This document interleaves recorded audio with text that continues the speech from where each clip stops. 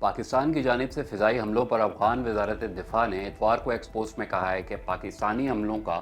انشاءاللہ مناسب وقت پر ایک موزوں اور نپا تلا جواب دیا جائے گا۔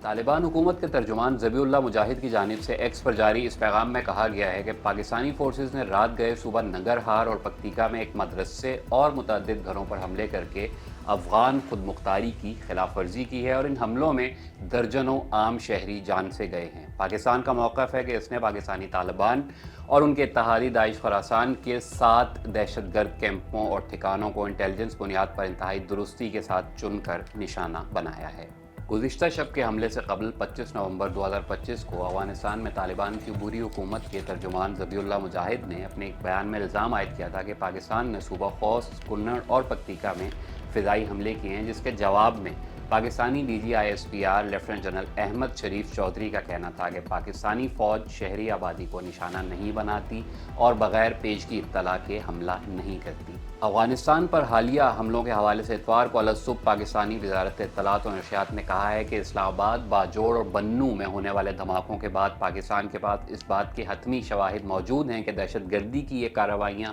عسکریت پسندوں نے افغانستان میں موجود اپنی قیادت اور سہولت کاروں کے ایما پر انجام دیں۔